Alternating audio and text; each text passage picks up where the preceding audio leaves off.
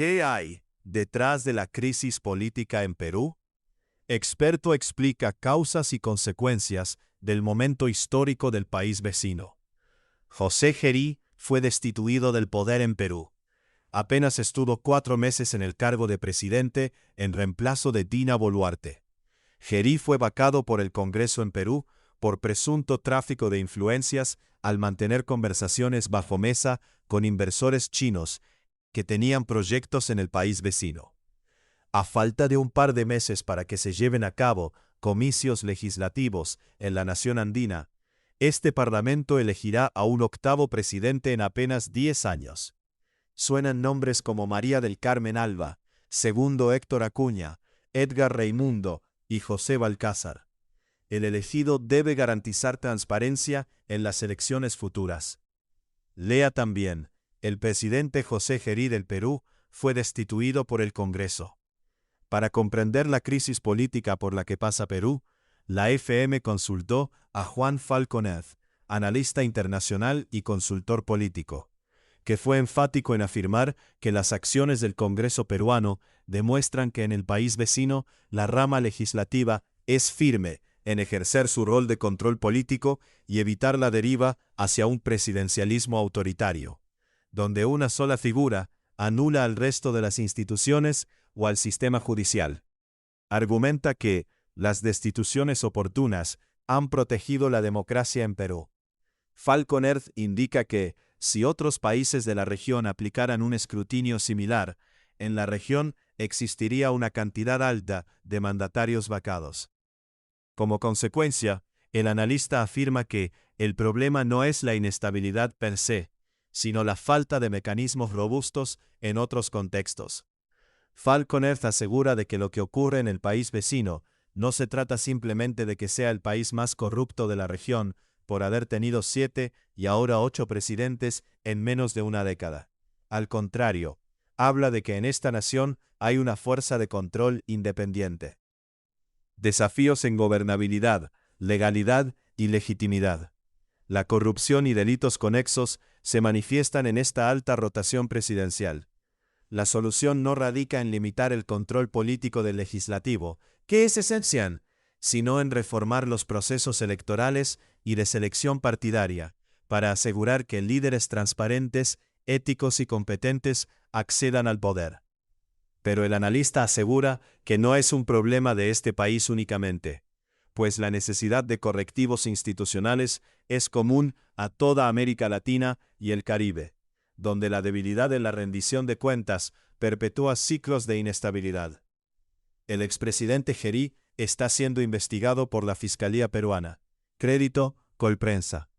Bien establece que el país andino sí enfrenta graves desafíos en gobernabilidad, legalidad y legitimidad, agravados por la corrupción y delitos conexos, lo que ha quedado evidenciado con acciones de exmandatarios.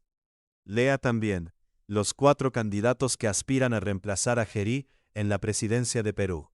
Hay polarización política en Perú de cara a las elecciones del 12 de abril. El país se medirá a comicios a mediados de abril, cuando no solo se elegirá presidente. Y si bien han existido manifestaciones, sobre todo en el sur del país, la FM cuestionó a Falconer sobre polarización de cara a estas elecciones. El analista reitera que no es solo un problema de este país, sino de la región, aunque se manifiesta con particular intensidad en este país y en varios de Latinoamérica. Se refiere a la escalada que han tenido fuerzas extremistas que han radicalizado sus discursos y fomentan la intolerancia hacia adversarios, mientras el centro político se reduce a una figura marginal y a menudo estigmatizada, como indecisa o complaciente. Concluye que es un caldo de cultivo para la erosión en la capacidad de consenso, convirtiendo la política en un campo de batalla ideológico donde el extremismo gana terreno sobre el pragmatismo. ¿Cómo ha afectado la crisis política en Perú a nivel internacional? Una de las consecuencias de la actualidad política en Perú es que el país vecino ha enfrentado serias dificultades en el ámbito internacional, con solicitudes de sanciones impulsadas por otros países en foros regionales como la OEA, rupturas o suspensiones de relaciones diplomáticas, y el desconocimiento de la legitimidad de sus gobiernos por parte de actores externos. Como consecuencia, en el escenario global, su credibilidad se ha visto reducida, ya que la percepción predominante no es la de instituciones fuertes, como un Congreso capaz de destituir presidentes para salvaguardar la democracia, sino de mera inestabilidad crónica. Lea también Gustavo Petro fue declarado como persona no grata en Perú. Falcon Earth atribuye estas consecuencias a diferentes factores.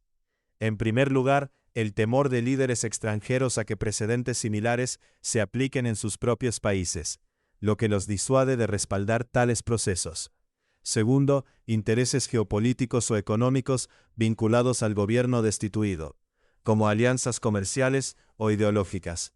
Y finalmente, la reticencia a intervenir en asuntos internos, ya que cualquier opinión puede interpretarse como injerencia, con consecuencias diplomáticas.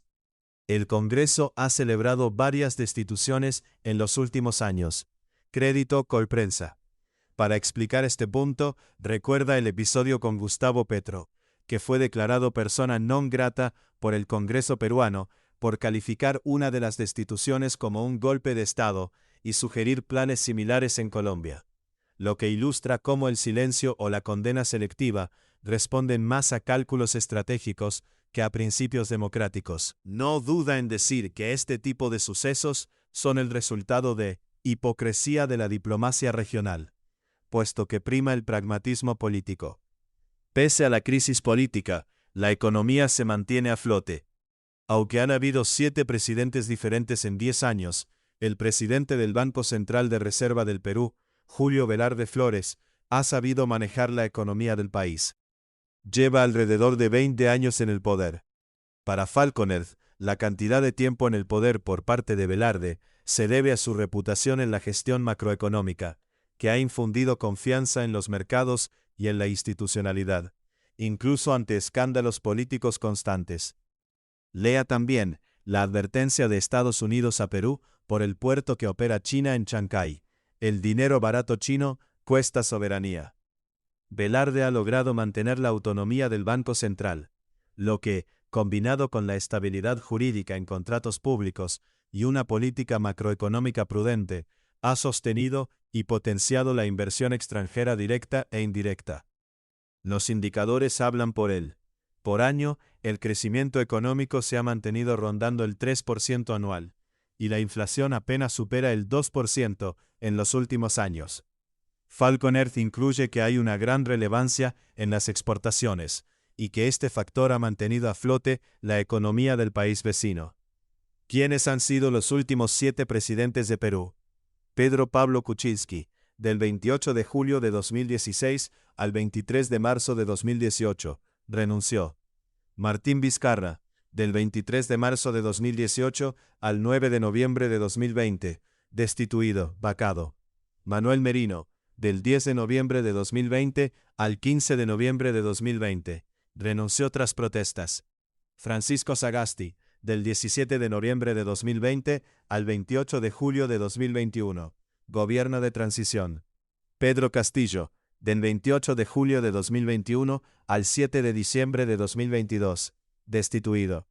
Dina Boluarte, del 7 de diciembre de 2022 al 10 de octubre de 2025, vacada.